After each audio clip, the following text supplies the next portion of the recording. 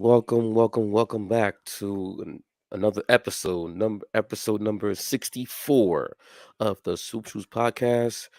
You got myself, Eric, aka Up One Nothing in the second round.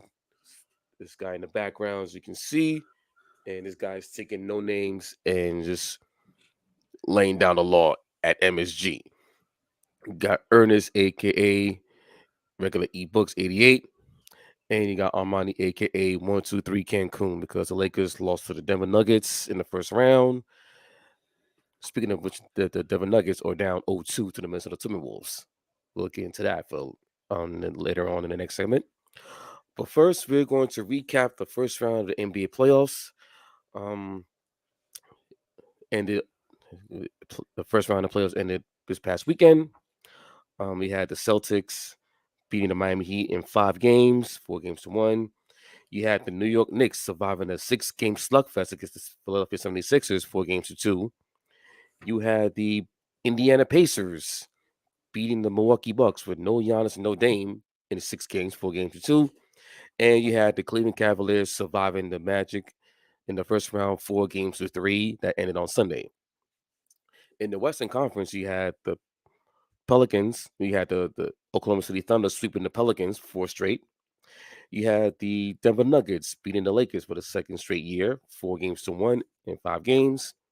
The Minnesota Timberwolves sweeping away the Phoenix Suns in 4 games to nothing. And the Dallas Mavericks beating the Los Angeles Clippers 4 games to 2 in the first round.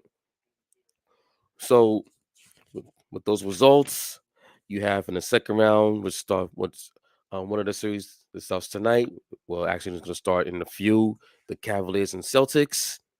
Last night was the game one of the other Eastern Conference series between the Knicks and Pacers, in which the Knicks win. Knicks won last night. In the Western Conference, we have the Thunder and Mavericks getting this series underway later tonight. But the big story, I think, is the Nuggets and T-Wolves, which already played their first 2 games, and the Minnesota Timberwolves up 2 games to nothing after the T-Wolves put a thrashing on the Nuggets in Denver, beating them by 26 points last night with no Rudy Gobert, who is celebrating his first child and was recently named, as of today, the Hakeem Olajuwon Defensive Player of the Year winner for the 4th time in his career. So, give us your take on overall in the first round, your thoughts, and on any series that you wanna harp on, and you can go.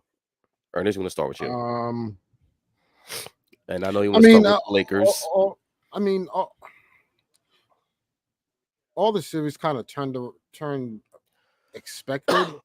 Obviously, um, I didn't think Minnesota was going to sweep Phoenix. And they just dominated them. And the minute Grayson Allen went down for them, and they're already deprived of.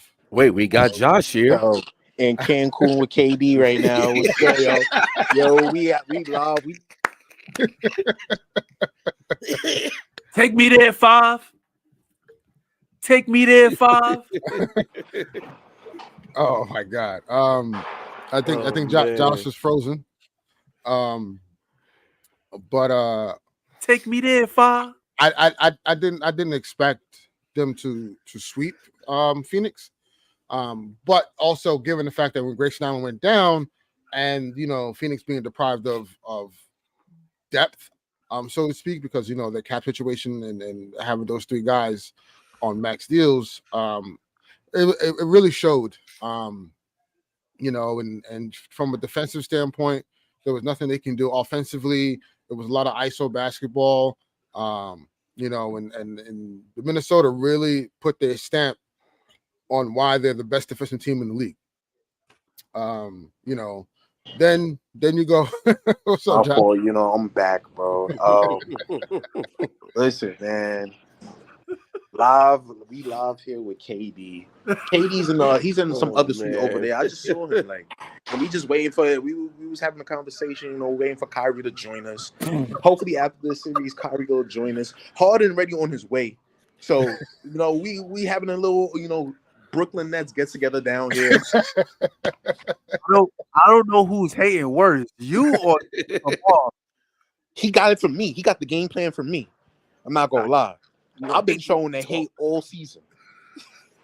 Oh my god. Oh my That goodness. is a fact. What's up? How y'all doing today, guys? What's up, man? We're Wait. good. We're good. We're good. Well, Wait, Nation, man. Angel might join you. Angel might join you. Oh, chill. Angel, my man's, man. Sorry. No, Yo, Angel, y'all go come back. It's Angel only already booked a first class ticket. He not even going to Cancun. He go to Cambodia for vacation. That's where he going. He going to Cambodia. You know what I'm saying? Because that's where they belong over there. Because Jokic don't care about none of this. It ain't. I don't care about none of it. That's his attitude. So it shouldn't be nothing to them. Getting spanked shouldn't be nothing to them. It ain't fun when the rabbit got the gun. But Where did Jay Crowder? Hey, yo, man. Look, listen, man. That Jordan's son. Ben told you. Sorry. Yo, Jordan's son is real. And Cat, I want apologies from everybody who's talking crazy about Cat. Yeah, absolutely. I was one of them. Yes. Ernest, I'm gonna let you finish, but I'm gonna just say this real thing about Cat. He's actually surprising me right now because I thought he was gonna fold. And I said it going into the series that he's the X factor of this series. If Cat don't perform the way he's been performing, I don't think the Timberwolves got a shot. No matter the wingspan, the depth that Minnesota got. If Cat not showing up, I don't believe the Timberwolves going to win. But go ahead, Ernest. Yeah. So yeah, the T-Wolves, taking care of the Suns in that fashion, I did not foresee. And obviously Phoenix has a lot of work to do. It seems as if they're gonna run it back, which I don't know how smart that is from a financial standpoint for them going forward. But moving on, obviously Lakers and Nuggets. Lakers led in every first half in every game in that series, which it clearly tells you, like how Denver's struggling now. Like if the Lakers were just smart enough down the stretch and they had enough gas down the stretch, things could have been turned around. We could be looking at things a bit differently now, right? So, but hey, we're the ones that didn't show up, and Denver did.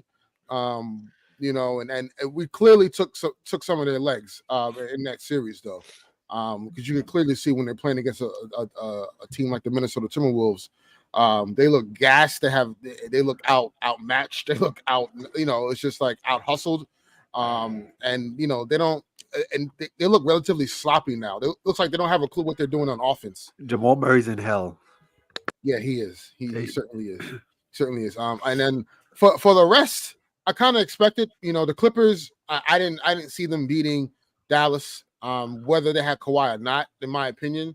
And then obviously OKC and New Orleans. Like I mean, without Zion, I didn't think New Orleans had a chance. Right. And then moving on to the East, it pretty much went every single way except for I did pick the Magic over the Cavs, and that almost pulled it out. They almost pulled it out. Yeah, they did, and So, but other than that, the first round series is pretty good. I asked this question to one of my guys earlier. And I was like, "Who's the MVP of the playoffs so far?" And I got a lot of Ant-Man. And I think personally it's Jalen Brunson. Oh, yeah, absolutely. Jalen Brunson is also not playing with an all-star, a defensive player of the year candidate, a all-NBA player, and he's leading the playoffs in scoring right now, right? Yeah. So, you can't say enough about what he's done, in that Philly series. And considering that Joel Embiid was still playing on one leg and averaged 36, which is insane. And Bell's palsy. Right. And had Bell's palsy. And a migraine. And Maxey showing up the way he did, and he's on pace for a max deal this offseason. So, but I had the Knicks winning that series anyway. And yeah, again, the only surprise to me really was Phoenix losing in that fashion. I did not foresee them getting swept. Yeah. Absolutely. Especially with guys with deep, like even aside from Bradley Beal's struggles, like just with Devin Booker and Kevin Durant together, they can get you a game. So that I didn't see, but yeah. Yeah, I would just say just my thoughts on the first round. And I'll just kind of go through this really quickly. But like you said, the Pelicans didn't really stand a chance without Zion. Um, it it definitely showed the Pelicans what they need. And going into the season, I thought they kind of had it all because And they had, I think by the way, I think you could expect.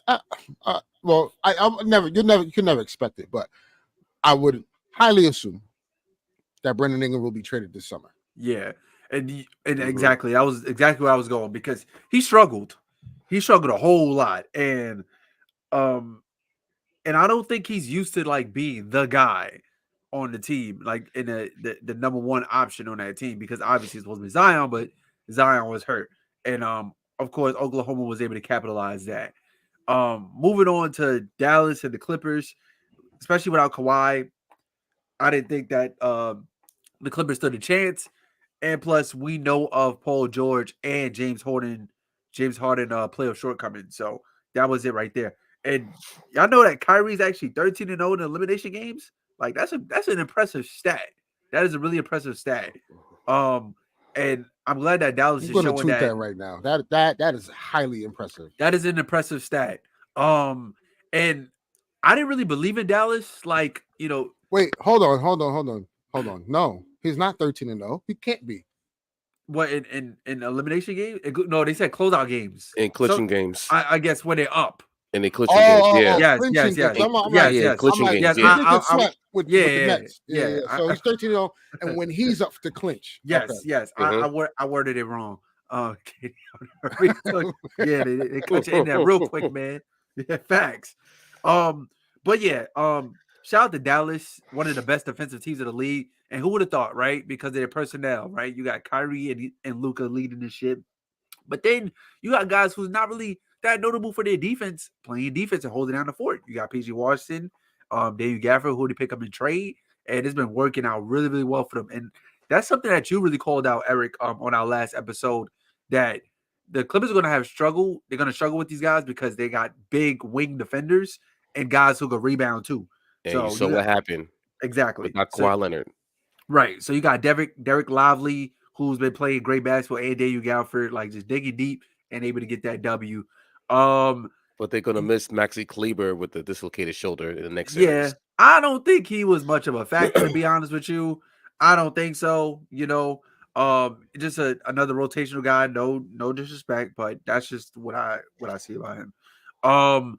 As far as the Suns, I expect them to go out like this, but that goes to show you like Minnesota's defense, like they really put the clamps on them. Cat again had one hell of a series to bring them, but a sweep throw, like I agree, KD and Booker should at least got you a game, but there was times where they were up, but that depth, that's something that we spoke about in the beginning of the season. Like my thing is with the Suns, and I'm gonna go through the Suns downfall real quick. First of all, you hired a defensive coach for offensive power team in Frank Vogel. That's one. Two, you got Bradley Beal on a no trade clause who's expected to play the point guard. I would have felt bad if you would have told me that Devin Booker would play point guard. But then again, both of them is kind of like equal because Devin Booker could play make, well, shot create to get his, not really get others involved. And then plus, obviously, the depth, right? You don't have much money to spend elsewhere, and these are the guys that you have to work with. Your best option outside of the three was Grayson Allen, hands down. And then some days Nurkic, but that's that. And then, of course, to my Lakers, well, man, that series really was pain, man. Jamal Murray, clutch shot at the end of game 2. Game 3, we quit. I'm gonna just put that out there. I feel like in the moment we all felt this way, but like obviously we had a week to let things heal and stuff like that. But game 3 we quit, absolutely quit. And yeah, Jamal Murray again, game 5. Moving on to the East, Jalen Brunson's a dog. Shout out to Joel Embiid. Playing with Bell's palsy, with all these different conditions going against him. And shout out to Tyrese Maxey, because he really held it down. really held it down to push that series to a game 6. Yeah, he literally stole Game 5 from the Knicks. Yeah, absolutely. Magics and Cavs, that was just pretty much a battle of who can of home teams winning, right? Because that's pretty much was the theme of that series. I'm very disappointed in the Magic, but that goes to show what they need moving forward. It was the first playoff appearance in 10 years. So but just their collapse was crazy. Well, they need shooting. Yeah, absolutely. So they need shooting. So it can't all be on Paolo. And then Celtics and goodness, who did they play? Yes, pretty much. Thank you. I knew. I wish it was more competitive. Obviously, if Jimmy Butler would play, it would have been a lot more competitive. But it is what it is. Yeah, and then and then I feel like who am I missing? I'm missing one series. Pacers Bucks. Yes, thank you. Oh, yeah. This is Giannis' second time out the first round again, right? Second straight year. He was hurt last year. No, I know, and he was hurt this year. Ain't no discredit to that, but I don't know. So I got to give, man. But we didn't see him as a legit contender, though. We did not, and we can't expect the playoffs to kind of get them to figure it out. Like if it ain't figuring out through the season, there ain't no way you're gonna get it in the playoffs. But yeah, that's just my first round recap. I would say you ask somebody asks you who do you think is the best player in the playoffs right now. I would say Jalen Brunson 1A, Anthony Edwards 1B. Like it's really hard because they both performing right now. Obviously, Jalen Brunson got the numbers to prove it, but also Jalen Brunson supporting cast is lesser than an Ant-Man supporting cast. So like he's really shining. So that's why I would give that. Well, so as far as my thoughts on the first round, I thought Celtics they made quick and easy work for the Miami Heat. It was obviously not the same without Jimmy Butler, and the Heat team wasn't as cohesive and consistent as they were the last couple of years. And I just felt like the Celtics were much more better team and more prepared. The Pacers Bucks, without Giannis, without Dame, you knew the Pacers had a leg up in the series, and you knew once the Pacers got the foot under themselves after losing game 1, you kind of knew that they had the stranglehold in the series. And plus, Tyrese Halliburton, he hasn't played well since his hamstring injury, but Pascal Siakam was the key to that series. Also with TJ McConnell, who came up big in that series also. So we'll see how they fare against the Knicks, even though they played last night in the first game. We'll get to that momentarily. Magic Cavaliers, basically it was a home series. Each team won all the home games. And it's kind of funny that this is the first Cavaliers playoff series win without LeBron James since 1993. That's how long it has been for the Cavaliers. Cleveland winning the playoff series without LeBron. So, but they still haven't won a road playoff game since the 2018 finals. So so they have lost 7 straight. So we'll see how they fare in Boston. And then last but not least, the Knicks and Sixers. It was a bloodbath of a series. This series was like a whole range of emotions. Game 2, when the Sixers were up by 5 or 25 seconds left, then they call a timeout. Real quick, let me ask y'all a question. I seen this debate on Twitter. Was this the best first round series of all time? I don't think so. Okay. No. It'll have to go to 7 games just to be like that. Okay. But there was only 2 series. No. Yeah, there's only 2. There's 3 series that went 6 games. Yeah. Everything else was less than. I think the reason why it became a debate was because of like the antics and the close You know what it games is? and the down the stretch, I would say this though. like the It's not the quality of best. the games. It's not the best first round we've ever seen, but it's the best changing of the guard we've seen in live action though. Like Right. Yeah. Okay.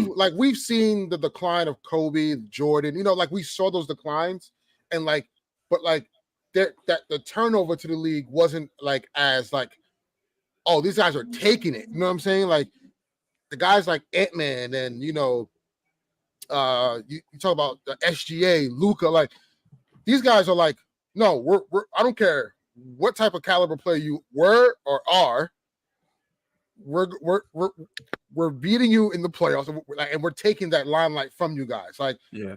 No, I wasn't talking about like I wasn't talking about everybody else. I was talking about like just this Knicks series in particular. Knicks and Sixers was no, that. I mean, you got Knicks and Heat, right? And in the late '90s in the first round, like that. Bulls Those and were Pacers, Pacers, Knicks and Pacers. Yeah. You know what I'm saying? Like, Knicks, Bulls. You can even go back to Lakers, right? Lakers, Kings, Lakers, whoever. You know what I'm saying? Like those games were way more like serious. But also, we got to think about the proximity. So these two cities are like 90 miles apart. Right. So if we go back to games 3 and 4, Knicks fans flooded that arena, especially on game 4. So and then you had game 6 where one of the owners was like, "Hey, I'm buying 2,000 tickets. You Sixer fans come out and come through." So I bet they still sold them tickets, man. Oh yeah.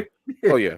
Also, now on top of that, you had a couple games where teams had like 5-point leads with 25 seconds left, and they lost. Game 2, Sixers had a 5-point lead with 20 seconds left, and then they fumbled it out of bounds, turned it over, and DiVincenzo his a game-winning 3. And then game 5, you had Knicks had a 6-point lead. Then Maxey gets the 4-point play. And then Josh missed the free throw. Then Maxey comes right back and ties the game with a long from the logo, and they lose in the Sixers win in overtime. So you also had that. You had the Jalen Brunson masterpiece game when he dropped 47 and 10 in game 4 after game 3 when Joel Embiid dropped 50 on one leg. No diddy. And on top of that, the way the series ended, game 6, Knicks had an 8-point lead with 5 minutes to go in the game. Sixers came back late to tie it up, and then Josh hits the game-winning 3 to win the series. So basically, you had a range of emotions up and down, the proximity between these two teams, and just basically the physical play between these two teams. And you had Embiid, and you had Embiid, just like causing ruckus. He had that one play with Mitchell Robinson in game 1 when he was in game 3 when he was going off for a rebound, and Embiid was on the floor and he held his leg down. So I would say something about that, but that's Josh tear. Are we trying to keep this show on the air, man? Yeah, that's Josh. Yeah, I already know. Well, yeah, stereotypical. Josh can get away with that. I can't say that yet. But anyway, with the Knicks winning, going on to the next round, now it sets them up against another old arch rival, the Indiana Pacers. Yeah, after winning last night, now they're expected to win the series to get to the conference finals. So we'll see. I think even before y'all won last night, going into the series, everybody got the Knicks winning. I don't think there's anybody that got any winning.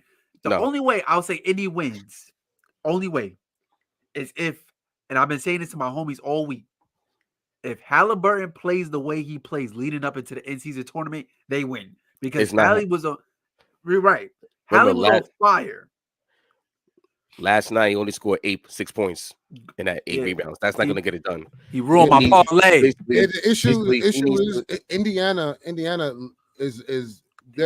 have one of the highest paces in the league. So they get out and run and score. Like their defense is their offense. Yep. So if Hallie isn't doing what if Hallie's not hitting at least his season averages, then where are you going to get that production from? And you also have Benedict, who's hurt too. So like, who's also like another guy, a spark plug off the bench. So you don't have Matherin. Tyrese is still laboring. He hasn't been the same since the hamstring injury, right? So you're relying on Pascal to kind of like carry the load on scoring and the ball. TJ McConnell And TJ McConnell, he was hooping last night. Yeah, he's carved out a nice role for himself. So, but like it's not enough because not like you're going against a guy who's probably going to average 40 this series because they don't play great defense. So you're going to have to match his production, and then at any moment, DiVincenzo gets hot. Yeah, Josh Hart, with the second chance points. He was at double rebounding. You know what I'm saying? So, and then Anunoby can go for 20. So, like, it's just like you have to figure out, like, they have to be like, yo, if we're not going to play any defense, we have to make sure every possession we're trying to score a bucket. Yep, and that's the issue. Yeah, and they're gonna have to rebound, and they're not, and they're one of the bottom 5 teams in rebounding. Yeah. So if they don't win the rebounding battle, then so this series might go 5 games at best. Yeah, I totally agree, and since we're in the second round, we might as well. Obviously, I think we talked enough about the T-Wolves and what they've done to Denver thus far. I am. Hey, the Lakers started in Minnesota. That's all I'm saying. I am not. That's all I'm saying. I am not like. No, I am. I am shocked. Talk that. I was gonna say like I'm not like but because as good as Denver's offense is, and how they're able to get to their spots. That 2-man game between Jokic and Murray is their bread and butter, and it does not work in these last 2 games. Like we've Minnesota has found a way to blow it up. They put 2 on the ball immediately as soon as Jokic touches the ball, right? Mm-hmm. Then they're guarding ball in the man, and they're tagging to make sure that rotation. And no, they got the length shots for that. Yeah, they got the length exactly. For that. They have the length wings for that. So Jaden McDaniels and Nikhil Alexander-Walker, they were hounding Jamal Murray so bad. Down. He had to throw a heat pack on the court. Yeah. So Can we talk about that for a second? I mean, what's happening to this? What's the consequences? I would just say the ref said it wasn't a big deal. So it ain't no big deal. I know. If it was anybody else, I know. It ain't no big deal. What? Okay. But look, this series, right? Last year, and I've been saying this. Last year, the Nuggets was on record for saying that this was their hardest challenge last postseason because of the 2 big lineup. And then, I hate to bring the 2020 Lakers into this as well too, but we had a 2 big lineup. By the way, just to cut you off, sorry. Shams just announced NBA is fining Nuggets star Jamal Murray a substantial amount after throwing heat pad and towel on the court toward official Monday night no suspension. Like I just said, the ref said it wasn't a big deal. So with that being said, I already knew what was going to happen. He was not going to get suspended. So we could throw things on the court. We could do that. I didn't know. I'm not disagreeing with you. But if the ref, I'm a hater. If the ref comes out and says, in the report that I read today, he said that it wasn't he didn't deem that as a big deal. I already knew at that point the league was just going to be like, okay, like we'll just fine him. He'll play. Okay, so I get that, but from that referee's perspective, right? There's 10 other players on the court that you got to protect. You may not see it as a big deal, but that heating pad, wherever, like if it lands a couple further on the cat's foot, that's a problem, and that probably changed the whole dynamic of the series. So you may not see it as an issue, but like as a referee, obviously your job is to call the game as fairly as possible and also protect the players. And you coming out saying it's not a big deal ain't a good look, but whatever. But anyway, the Nuggets been on record saying that their hardest challenge was against the Wolves last year. 2020 Lakers, we had a big lineup with, well, 3 rotational guys with AD, Dwight, and JaVale McGee, and we made life difficult. Obviously, the Nuggets back in 2020 are not the Nuggets now, right? But when you have a defensive player of the year, if y'all did not know, Rudy Gobert has been announced defensive player of the year. This is his 4th time, right? Or what? Yes. We mentioned this at the top of the thing. Yeah. Yes. And then you also have Cat, who is not the best defender, but still, he's still 6'10", still a big body. No diddy. And then he matches up with somebody like Michael Porter Jr., who's also 6'10". You know, it's not like he's shooting over Austin Reeves and D'Angelo Russell and LeBron, who doesn't want to guard. You know what I mean? Like, he can match that. You feel me? Now, Ernest, what you shake your head for, bro? It's facts, man. LeBron, listen. LeBron can he guard. let Aaron Gordon get 29. I'm just saying. Yeah, listen, LeBron can guard. The issue is LeBron doesn't have enough to guard all the time. I know. And He's when 39. he does that, sometimes it's at the worst possible time for you Yeah. not to guard. Yep. So yes, he didn't guard Aaron Gordon a lot in that series, right? Yep. Offensive rebounds led to MPJ threes. You know, yeah. I'm just we all three watched the same game. We watched that game. But I got more smoke for Rui than anybody. I'm sorry. Oh yeah, absolutely. Yeah. Listen, layers, all that stuff. Rui was Missing a complete no-show. Yeah, but and then also on top of that, right? That's the interior for the Minnesota Timberwolves. You look at the perimeter defense, right? You got Conley, who still give you great production on the defensive end. You have Nickeil Alexander-Walker and Jaden McDaniels, as Eric just named. There are like 6'6", 6'7", 6'8" guys, great wingspan, you know, and their job is to just defend and shoot threes, right? Now that's and then also off the bench you got 6th man of the year, Nas Reed, who's giving you buckets, and then you got Kyle Anderson, who's a great point forward, right? So they got depth and they got dudes that could play different positions. Now, when you look at the Denver Nuggets supporting cast, right? You got Christian Braun, Peyton Watson, Justin Holiday, and I feel like I'm missing. Oh, Reggie Jackson. That's a bunch of guards. You pretty much running a 2-man rotation at the center lineup. But Aaron Gordon and it also shows that they failed at ensuring that they built out depth on that roster, because losing they don't play DeAndre. Right, losing Jeff Green and losing Bruce Brown. Yep. It clearly is hurting them right now. Clearly. And the difference is with Braun, Peyton Watson, like there was times even though I didn't want I'll them be right back, open. right? Go ahead. Even though I didn't want them open in this series, they can't shoot. So you falling right into defenses when you can't make open threes. Holiday is probably the most. Holiday and Reggie is probably the most. But Reggie's dealing with an injury. We don't know if he's going to play in Game 3. But Justin Holiday was hitting them threes last night. You know what I'm saying? So he can help. But as far as the defensive end, there's nothing you can do to stop Ant-Man on that end, right? Yeah. So and what's crazy is I don't foresee. Now here's the interesting thing though, because if OKC gets past Dallas, they have one person that can possibly make it difficult for him, and that's Lou Dort. For Ant? Yeah. Because hear me out. He can get physical with him. Right. Because and don't get me wrong, like I'm not comparing the two. And that's his job. Right. The way he made Brandon Ingram look, that was very telling to me. So, like, again, I'm not saying in any imagination that he's gonna make him look like that. Yeah. But it's not gonna be, because my only thing is, and it's not a discredit to Ant-Man, because you can't control who's in front of you. But he hasn't faced anyone with a defender, right? Like on Phoenix, there clearly wasn't one, and KCP is maybe the only defender that's a bit of a challenge. But even still, say Aaron he's Gordon. Too small.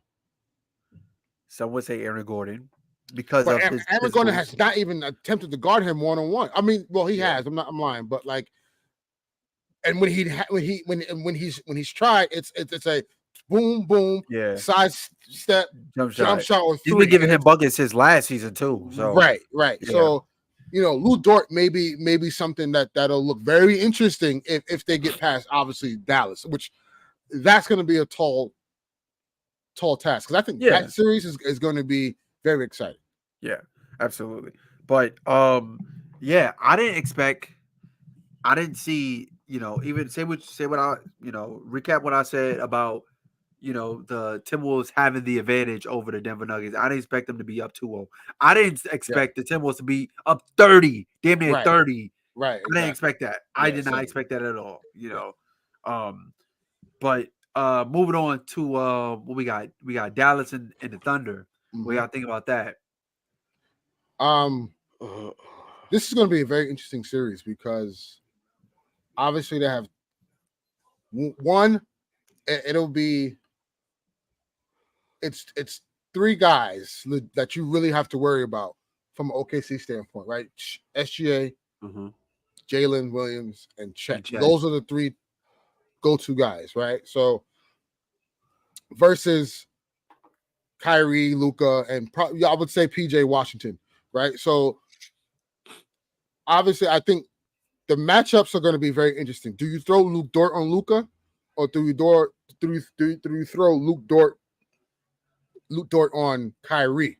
Because obviously SGA is going to have to guard one of those guys too. But if Kyrie could kind of get off, right? Like what does that look like from now? Like does Luka, is he able to see some more open shots?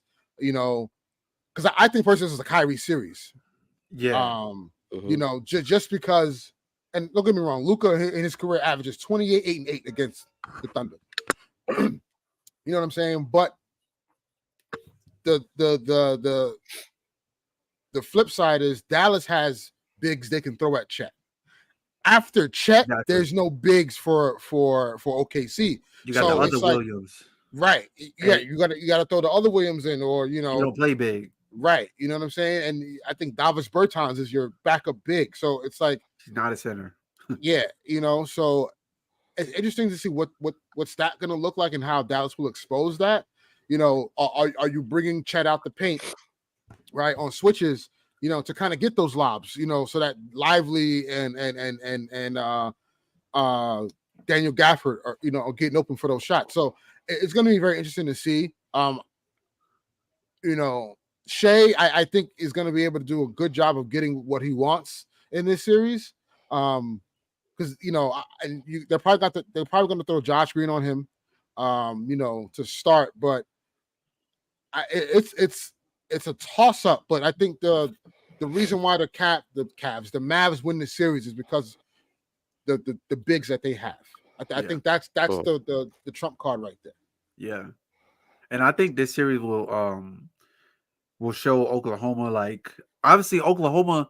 I said this on a long time ago, but Oklahoma reminds me of the same position that the Celtics was in a couple years ago. Did we have this kind of like star power and then also draft capital as well too? Eventually, you're gonna have to realize you're gonna have to cash in because Boston didn't. Boston didn't. Oklahoma, they can cash in on like an actual star, right? And say, yo, let's bring this to life. They're forced to have more draft picks than roster spots. Like, right. Sam Presti was racking them up, right? So there's gonna come a time where you're gonna have to cash in, and like we're looking at like who goes. Does Giddey go? Does Jay Will go? Obviously, Chet and Shea are not going anywhere. So those are the two that you got to figure out who goes to bring in, pair them up with a couple of picks, bring in a star, and let's actually go compete for this thing. For Luka, he finally got that hump off his back because the Clippers been holding him down, past couple of postseasons, stopping him from getting to the next round and stuff like that. And like I said, when I was talking about the Mavericks earlier, like I didn't expect them to be like this, yo. I didn't expect them to be like this because when you think of just Luka and the Mavs, it's usually pick and roll, screen, shoot the three. That's it. That's their offense, right? But the defense is what's keeping them into the games. That's what it really is. So that's going to be an incredible series. If y'all ask me who I got, I don't know. I really don't know. I want to lean more towards Dallas just because they've been there before. Oklahoma kind of seems like the new kids on the block, but they're first seed for a reason, right? So that's one thing we got to think about. And then lastly, last playoff series. I ain't want this to happen, man. I wanted to hear that Orlando Magic theme song, man. But we got the we got the Cleveland Cavaliers and the Boston Celtics. What thoughts on that? Uh, Celtics gonna win it in 6. But the Cavaliers can make this series real interesting. Also, no Porzingis in the series, so you got to keep an eye on that. It's kind of a level playing field because Yeah, does but Cleveland have also Jared Allen? no, he's not playing. He's not playing Level, this game. No, yeah. but I like the Celtics should win this series in 6. I'm also keeping my close eye on this series. Also, um, I just want to see how the Celtics can finish this series off early to get rest. Um, but also Donovan Mitchell, he can go off for 50, and he just did not too long ago in Game 6 against the Magic. So Yeah. Donovan Mitchell, he can he's also due for like one of those those big breakout games in the series, and maybe he could carry the Cavaliers in the series. Also, you know how the Celtics, you know, how they like to shoot threes, and that's their main goal is to have to shoot more threes than the opposing team. Um, they might run into a game or two in a series where they go cold shooting. And also remember, earlier this season they met and the Celtics had like a 22-point lead and lost that game Yeah. in Cleveland. So this might be one of those series where like, hey, this might it might turn upside down. So you never know. But I still see the Celtics winning this series in 6 games. Ernest? Yeah, Boston tends to play with their food sometimes, so that's why I can see them losing. A game. I don't think this series is going 6. I think it's going 5. Again, I think Donovan Mitchell can get you a game. You know, and considering the fact sometimes Boston just they just have like this a characteristic of just being lazy and complacent. Like they'll just like again, like they'll play with their food a little bit, and they'll be like, well, and on top of that, they rely so much on their shooting, especially threes, that as to Eric's point, they'll go cold and it'll be like, oh, what's going on? Yeah. And they look terribly bad. So, but I think they have the utmost advantage in this series. They have bigger wings on these smaller guards. If they really wanted to, you could just throw Tatum on Donovan and throw Jalen on Donovan and throw Tatum on Garland, and then Or you could the throw rest of the Derek guys White got on Donovan. the rest of the guys got to figure it out. You know what I'm saying? So, yeah, I think Celtics win this in 5, and unfortunately, it gets closer and closer for them to get 18. So, yeah. That would be like the perfect playoff bracket for me. If the Celtics don't win and the Nuggets don't win. And look, I don't even mind. Some people are saying Knicks T-Wolves in the finals. Yo. It's gonna be awkward Ant-Man as hell. Brunson, But Ant-Man and Brunson feeding families. I will say this though. Yeah, y'all will probably get swept though. Yeah, the T-Wolves playing is gonna be. I don't have. I'm like, we don't have the length. Once you shut down Jalen Brunson, that is it. And that's just because y'all don't the injuries. Like I get it. You know what I'm saying? I think that's a sweep. Unfortunately, that's a sweep. This is where Julius Randle comes in. Yeah, he's smiling because that contract extension. He resigned back to CAA. Yeah, exactly.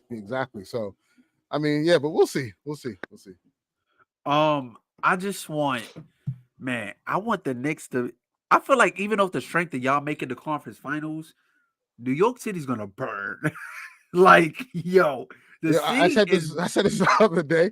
If the Knicks win a championship, New York City's actually gonna get shut down. Like it's gonna get shut down. I'm not going to work. You know how crazy it's gonna be for at least 2 or 3 days. It's gonna be insane in the streets. I can't go to work. Like you won't be able to go nowhere. Yeah, absolutely. Like it's the same way y'all be out in the street saying F Trey Young and in Philly saying F and B. Like it's gonna be that 10 times worse. Like 7th Avenue, 5th Avenue, Harlem, Brooklyn. It's gonna be crazy. It's gonna be nuts. It's gonna be nuts. So that's the only reason I want the Knicks to kind of get closer and closer to the NBA Finals, just for that reason. But I feel like back to the Cleveland and Cavs series, Garland is gonna have to hoop to make this a series. Yeah, he wasn't Because good in that series. yeah, He because wasn't good in the we last see series.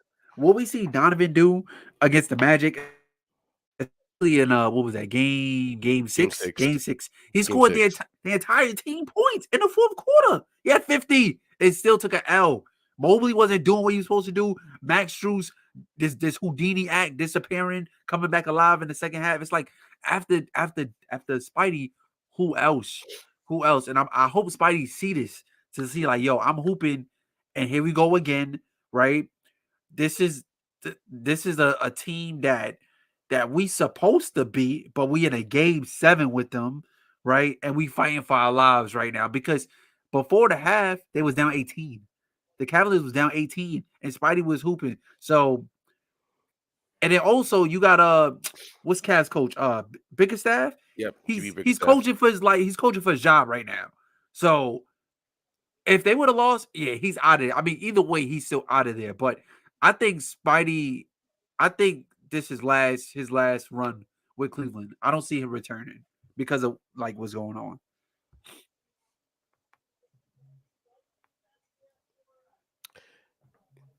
Ernest, you're muted.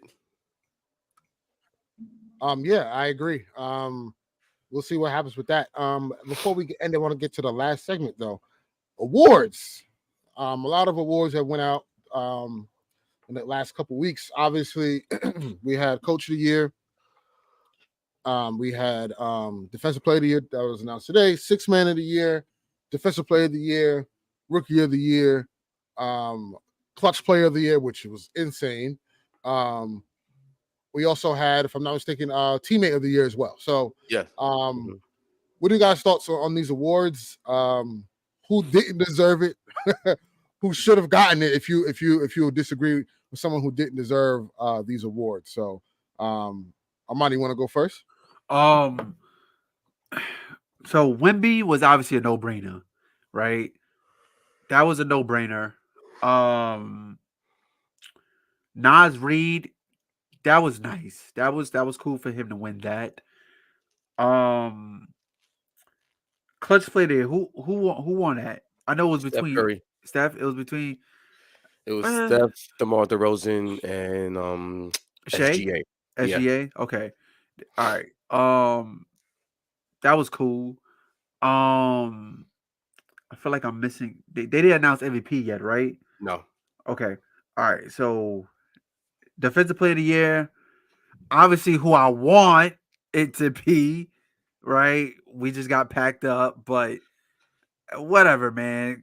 Gobert is sneaking out these DPOYs, but hey, I think this might be his last one because if the Spurs could get they stuff together and start winning some games, Wemby about to be DPOY for the rest of his career, like straight up. He might sweep it. He could be Defensive Player of the Year, MVP, scoring champ, block champ, rebound champ. Like, Yeah. They needed to stop messing around with him. And then most improved was Tyrese Maxey, well deserved. Well deserved. He killed it. Especially like I like when players win the award, like and then during the postseason they show the reason why they won the award. And Tyrese Maxey was definitely putting up, like Eric said earlier, there was the reason why they stole that game 5 in MSG. And he was talking Tracy Morgan. Yeah, Tracy Morgan throwing the middle finger, because Tyrese Maxey was hooping. He was He hooping. didn't hoop in game 6 though. Nah, but still. But he was hooping. Like, I think if Tyrese Maxey is a no-show, I think y'all sweep this. Y'all sweep that first round. But nah, all in all, I feel like everybody was justified. Only thing I liked about the MVP award, the NBA awards nowadays is that they don't do that dumb award show. Remember that award show that they did a couple years ago? I hated that because we had to wait until the season was over. Finals done. Like we're in that period right between the finals and the and draft. Yeah. and then we finding out who just won the MVP in July, like in June. Like I hate it. It was cringe. It was bad. I like. I remember I remember KD. You remember KD's speech? Like a couple days ago, it was the anniversary of KD. They said KD gave the greatest MVP speech of all time. I remember watching that. And then I also remember when they gave AI the MVP trophy right in front of Philly. That was special. The fans could enjoy that. Right before a playoff game. Yeah, right before the playoff game. You know, when they gave D Rose the MVP trophy, when they gave Kobe the MVP, I remember that, right? Yeah, a stupid award show was Braun in Cleveland. Yeah, Braun in Cleveland. The stupid award show took away from that. It was just put money in the pocket. We get that, but it was bad. It was cringy. Like we couldn't celebrate it. You know what I'm saying? So imagine, right?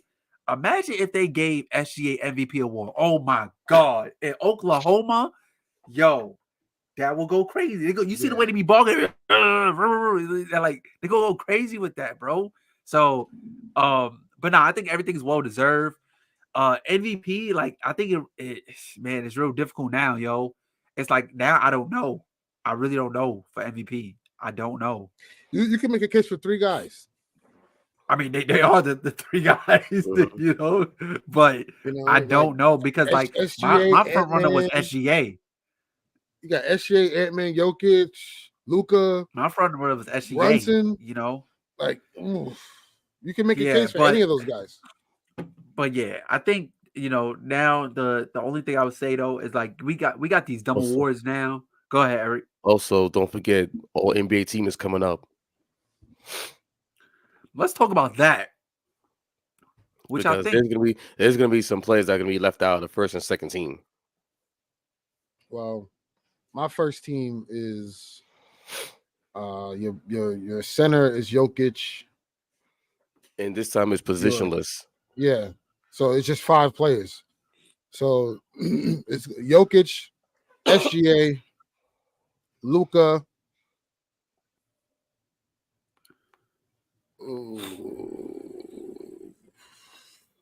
Jokic, SGA, Luka, Tatum, and your fifth guy is probably Yoke. You said SGA, Luka, Tatum, Yoke. Who's the fifth? Oh, no. It'd probably be Ant-Man. Because what they do? They do three guards. It's positionless now. Oh, it's positionless. Okay, it could be between 2 players. So Ant-Man and Brunson. SGA and Luka are definitely getting in as number ones. And Yoke. Jokic definitely getting in as number one. Yeah. I think Tatum gets in as a number one. Yeah. But the last spot is tricky though. It is tricky. I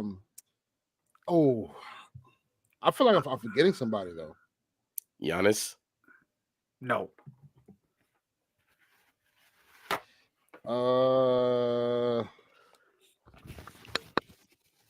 Yeah, I don't think Giannis gets the first nod now.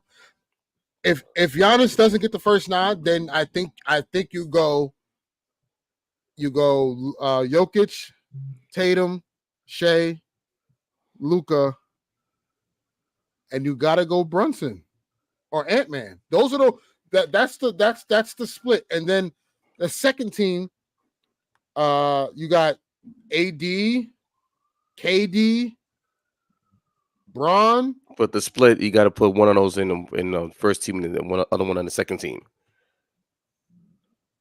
Right. No, I know. So here's my thing, and this is gonna be a crazy take, but if Ant-Man and Brunson are vying for all NBA number 1 or number 2, right? Let's just say we throw Ant-Man in all NBA number 1, or let's just say we throw Ant-Man there, right? Well, actually, no, we're gonna go with Brunson. Brunson, all NBA first team. Then you're gonna have AD, KD, Braun, Ant-Man, and do you go Steph? And then your third team would be Gobert, Paolo, Kawhi, Booker,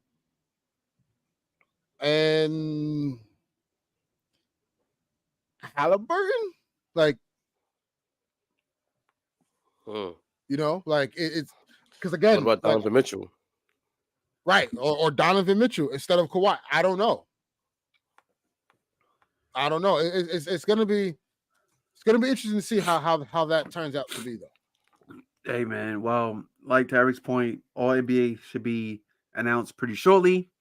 Get into some other NBA news, hot news, fresh off the press. Laker fans rejoice. Laker Nation stand up. We finally got rid of that man, the war criminal, Darvin Ham. Get that boy out here. Get that Led to boy the out Western here. Conference Finals last year in a playoff spot, and you want to fire him? Eric, are you not watching the Stop, games, man? Stop. Yes, Are you I not am. watching the games, man? Stop. Yes. He started Torian Prince 56 games, bro. 56. I ain't gonna lie to you. Torian Prince, he could pull up next season, bro. No, he can, but you can't play him out of position for 56 games.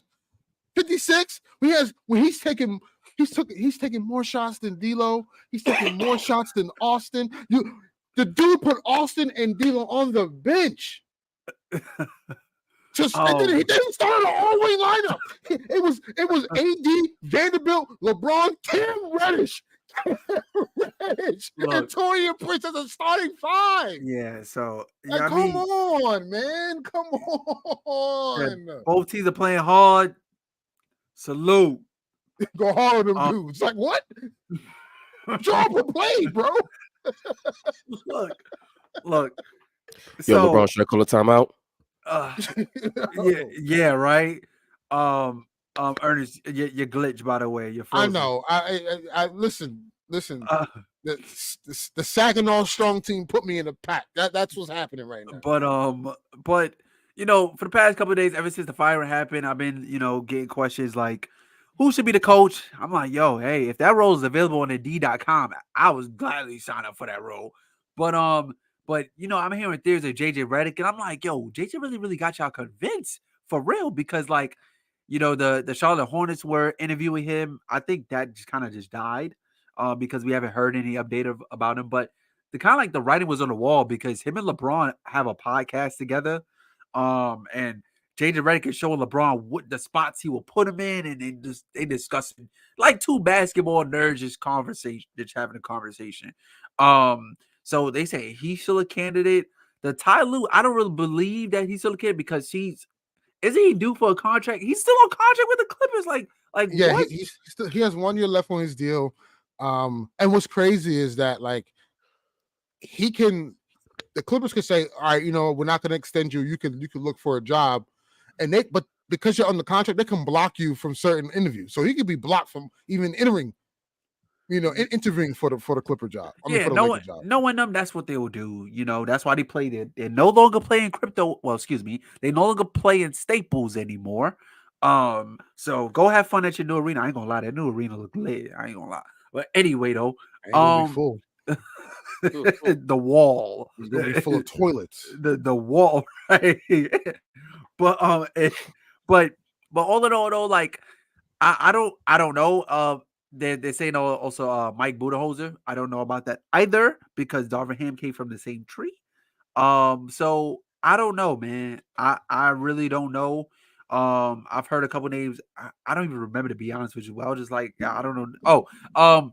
Brother from the Nuggets. He's an assistant head. He's an assistant coach. David Adelman. Yes, Rick Adelman's son. Yes. Him. So I don't know, bro. I don't know. And everybody loves. Let me just say last one. Everybody loves to bring up Mark Jackson, ladies and gentlemen. Mark Jackson is not coaching anymore. He is chilling where he's at on ESPN. He's not coming out of retirement to coach. He's not even on ESPN anymore. He's not even on ESPN. They fired him. Damn. Anyway, sorry. I think he might need a job. Okay. All right. With all due respect. With all respect. I'm sorry, y'all. I don't think he want to come out and coach a dysfunctional Lakers team, man. That's all I'm saying. Are we dysfunctional? We all over the place, man. Listen, come on. I would say this. Like, you yes, you inherit LeBron and Anthony Davis said, and you you inherit one of the best seasons that Anthony Davis has had for sure. Yeah, right. absolutely. You inherit LeBron James, right? He's gonna be turning 40 next season. I get it, but the situation Lakers are in though, as far as improve, the team is gonna be completely different than what we saw this past season. So you may inherit a way better team next season, depending on who. Obviously, they're going to make trades. They have to make signings, depending on what they could do. I think the team will be better. I'm hoping it'll be better, and you never know. And this is why I'm not high on JJ Redick, but I wouldn't mind JJ Redick if the coaching staff is filled with veteran coaching. Yeah. Okay. Guys who've done it before, the same way to a degree how we had Jason Kidd, Phil Handy, we had Lionel Hollins, like we had all those guys on the bench. Bro, we had Damari Carroll on our coaching staff this season. Bruh. We had Damari Tony Carroll. Prince's evil twin. Yes, I know.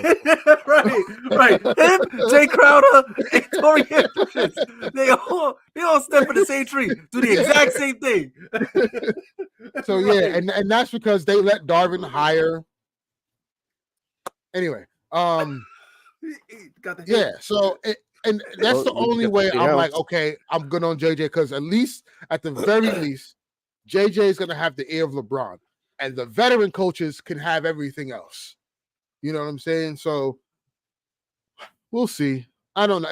Listen, right now, the Lakers they're just gonna wait till the playoffs are probably over to kind of find a coach, or obviously if Ty Lue decides not to go forward with the Clippers, obviously that'll be the choice, because they're telling everybody that's who they want, and it's clear. So we'll see what happens. We'll see.